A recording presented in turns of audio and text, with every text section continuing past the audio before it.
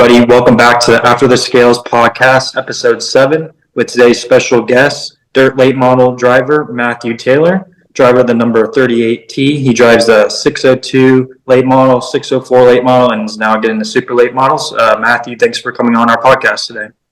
Yeah, thank y'all for having me. I appreciate it. So we wanted to jump right in, and obviously you're our youngest guest that we've had so far, 15 years old. You've obviously have shot up through the ranks very quickly in your young racing career. Kind of want to tell our viewers how you've been able to do that. Really, it's just been like I'm really blessed. You know, the good Lord gave me a lot of great people to learn from, and like Matt Dooley, Will Harrington, Don Cook. A bunch of the big time regional guys around here. They've helped me out a lot.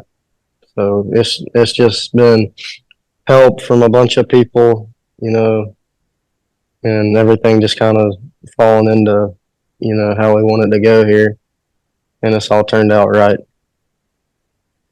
And you've been racing at your local racetracks. Wanted you to tell our viewers where people can kind of find you at, and also that you'll be kind of moving up and running some Hunt the Front as well. So yeah, I wanted to tell our viewers about that. Yeah, so I pretty much race locally anywhere in Georgia. I don't think there's a single track that we haven't been to now, but we are going to travel around a little bit with the Super and 604. Like, we'll probably go hit the stuff at Why Not and Mag for the Hunt the Front series, and probably for the Crate series too. We're going to do this Southern Nationals deal here in the summer. We're going to try to follow that whole thing and travel all around for it, so that'll be pretty good. But some of the local tracks in Georgia, like Cochran, Sonoa, Swainsboro, Golden Isles, Scraven, Waycross, East Alabama, North Alabama, Talladega, kind of anywhere in this southeast kind of region. Been to Alltech, been just about everywhere, and it's, pretty close to home. So, Matthew, I wanted to ask you, so you're 15, you're getting into the super late models. How did this come to be? Where did you get your start? So we bought a super motor probably about middle of last year from a guy in Tennessee named Adam All. He was leading the Ironman series points for a good while last year, and then he just sold out because I think it was starting to get too expensive there for him. But we got a Vic Hill motor from him, and we went and run the National 100, which was my first super race. Missed out of that show by 2 in the B main, and then we went to the Ice Bowl and went and made the race there. And I feel like we could have had a top 10 at the Ice Bowl, but we got in that lap 1 deal with Seawright and McCarter, so that kind of destroyed the race car there. So you're doing a lot of iRacing. Is that where you started your racing career? Like, what was your first race car? I started in, like the bomber class is what we call it around here. Your metric body Monte Carlos, your Camaros, the, kind of street stock division. We run that for like half a year. Then I moved up to 602 Charger, which is a starter class at Sonoa in East Alabama. And we run that for the rest of the year and run about 10 races in it. And then last year we moved up to 602 and 604. And now we're doing pretty much just 604 and super this year. And I wanted to touch a little bit. I know Shaun just brought it up a little. Bert tells me that you're actually pretty involved with iRacing. Us at Phenom Motorsports, that's kind of where we got our start as just like PC gamer racer guys, and then now we've got a bunch of people running real life race cars. So what would you say is like, the relationship between the virtual racing and then real life? Does it really help you a lot? Because I know some people are like, oh, it's just a video game, or I actually use it to practice, and then it emulates to the real racing. It's like it's very close with some things, and then it's very far with others. They really have the throttle control pretty good. Like you can get on iRacing, and if you can keep your tires under you pretty good, you won't have no problem with that in a real life late model. But the main thing that I get out of iRacing is just like racecraft. Like I don't even think I've run 50 races in real life, but I've run a million on iRacing. So like I can take stuff from iRacing and like slide jobs or something. Like I'll know when I need to cross over or back to gas or something like that. Just racing stuff is what you really learn from it, and you can apply that to real life. Man, that's so cool for me because I'm old, so iRacing wasn't around. I mean, we had video games and stuff, but because you see guys like William Byron, Ty Majeski, Raja Karuth, like they're iRacing first, and then they get into a race car. At what point did you kind of know, like, hey, I'm pretty good at this? I never really knew that off of iRacing because I still suck on there. But I saw other guys that kind of started on iRacing, like Hayden Cardwell. He's really good, and he pretty much started his real life career from iRacing. And he's turned out to be probably one of the best crate racers around here. So yeah, I just kind of saw like other people were doing it, and I was like, if they started on here and they drive real cars, I can probably do the same. And I wanted to ask you too, like how you balance everything. Like when I was 15, all I had was a part-time job at McDonald's. So I didn't do anything exciting or time-consuming like you did. Like how do you balance everything between working on the car, going to the racetrack, and doing school and everything? It's pretty much I get home from school at about 4, and I'll go work on the race cars from 4 to probably 8, and then I'll stay up to about 11:30 doing school stuff. It's not that bad right now, but once I get up in like junior year and all that, it'll get more time consuming. You'll be all right. I'm a junior year, and it's not really that bad. So, I wanted to ask: do you know what your highest strength of field race that you've won on iRacing is? I have no idea. I haven't been on there months. I haven't been on probably since December because of this real stuff getting going. I hop on every once in a while. And I won some like posted the other day, like a couple weeks ago. I think there was like a 3K or something. I don't know. Yeah, but I wanted to ask, which ran any hunt the front race? You've ran a couple hundred hunt the front races this year, haven't you? Or have you not?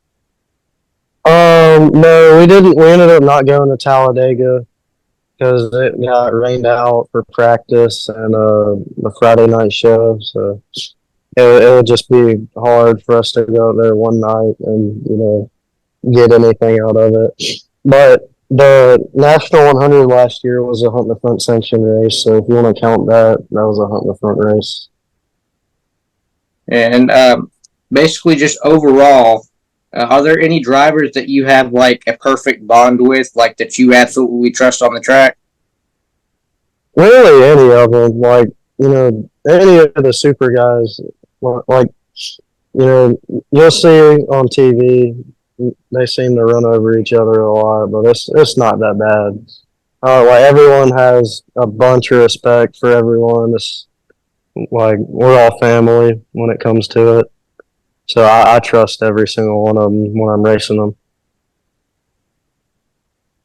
What would be like a breaking point for you if you were racing? Maybe you're in the lead and somebody just comes and clears you out or kind of roughs you up. Like, what would it take for you to really get mad at another driver?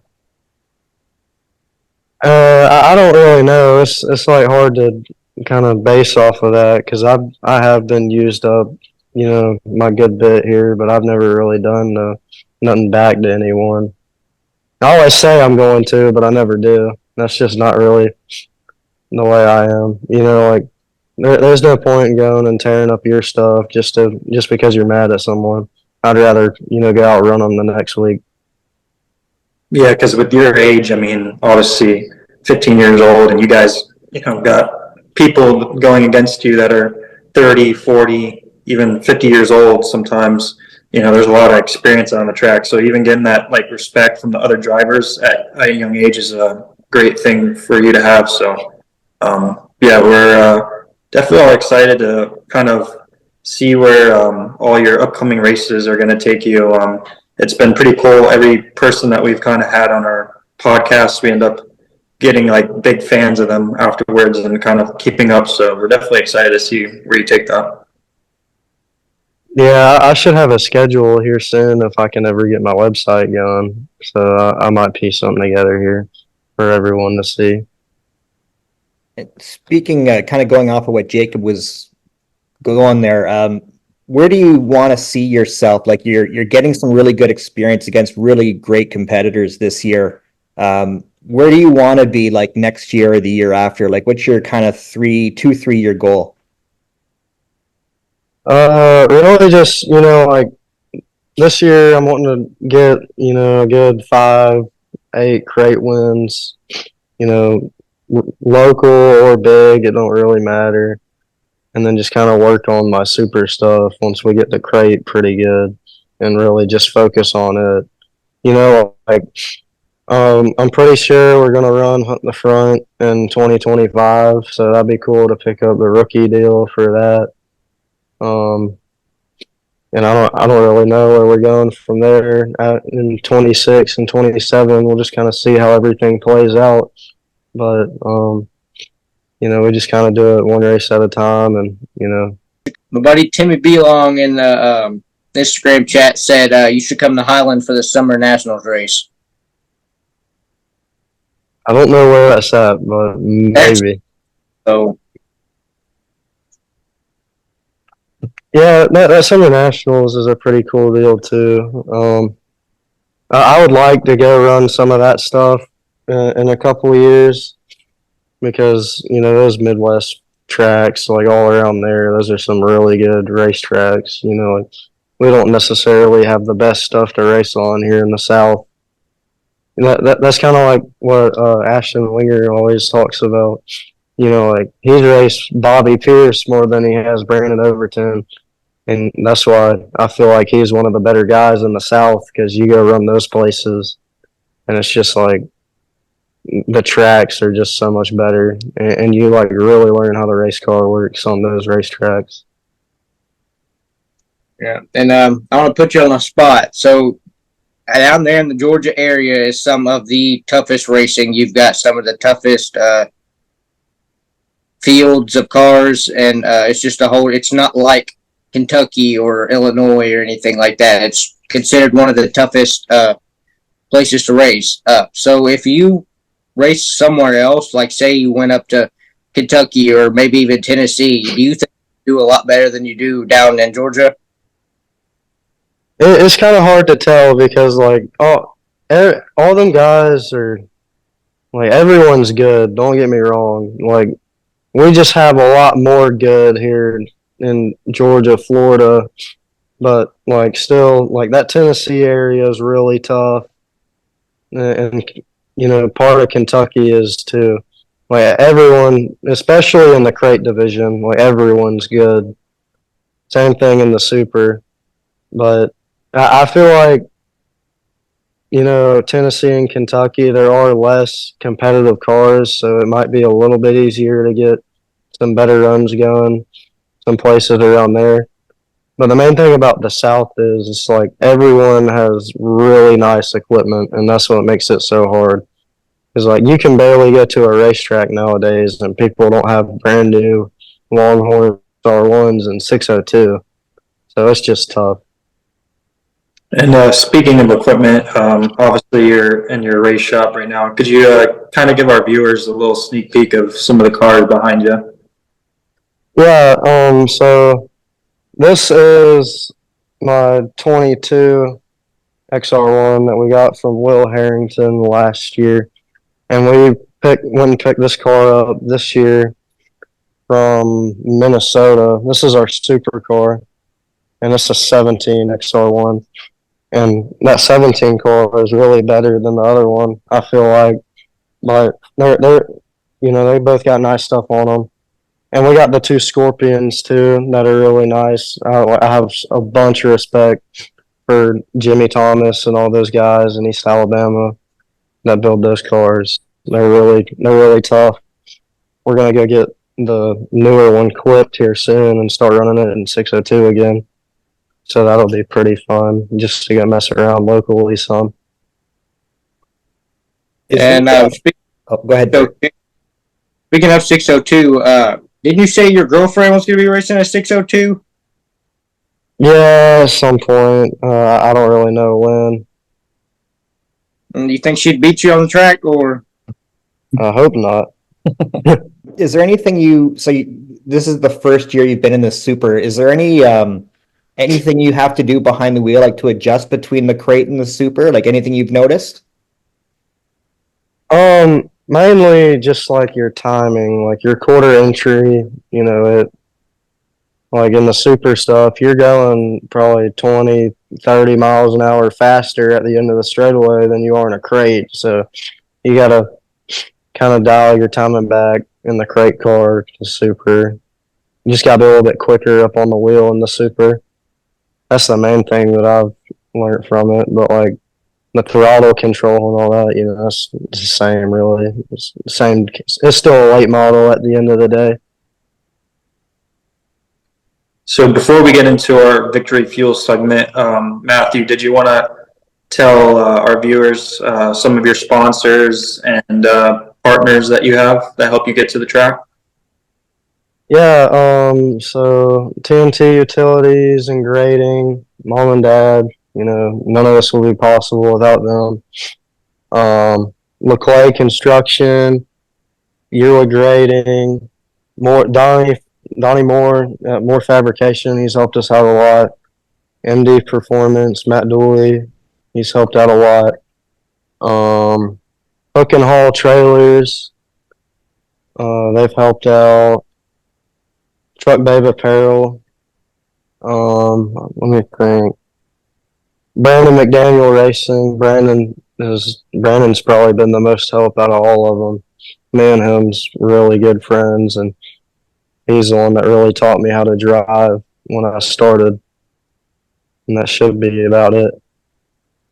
And where can people find you on social media?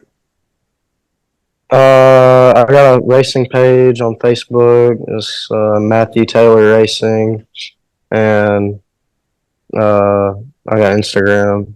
I think it should be tagged in the live, so you can go follow me from there. Yeah, make sure to follow them, guys. And Bert, take us away with our Victory segment. All right. Well, it's your 10 questions for 10%. Make sure you use code DIRTLATENATION for all your Victory Fuel needs. So first, we'll start out with what's your favorite racetrack on iRacing? Probably Lernerville. Lernerville is pretty good. All right. And how did you get the nickname Superman? So this is kind of a long story. I'll shorten it up here for y'all. But I was born with heart problems, and so we kind of just come up with that. Because like I'm really the only one. Me and Brandon McDaniel, my friend, me and him are like the only two people that really do this stuff with heart problems. So that's how we got that name. Respectable. Let's compare your rocket chassis and your Scorpion. Which one fits your driving style better? The good thing about being young is you can adjust how to drive, but I like the Rockets, how they drive in super. Like because they do better with the bigger motors. But I really like the Scorpions and Crate. They're just like they kind of drive more like the Longhorn stuff. It's just really easy to drive. You just go into a corner and it turns for you, and everything you want a crate car to do, it does. All right, and who's your favorite driver? Probably Turbo. I agree with that one. So, what's the best place to eat in Georgia? Orleans and Perry. That place has like everything. It's really good. All right, and who's your favorite music artist? Morgan Wallen.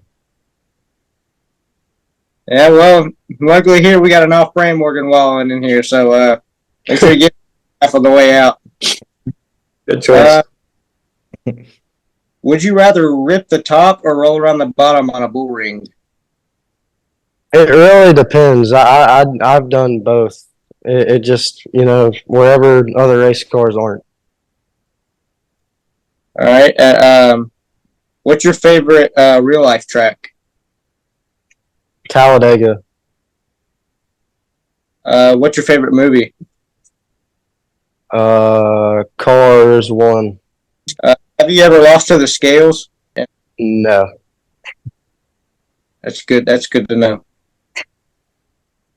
All right, and that should conclude that.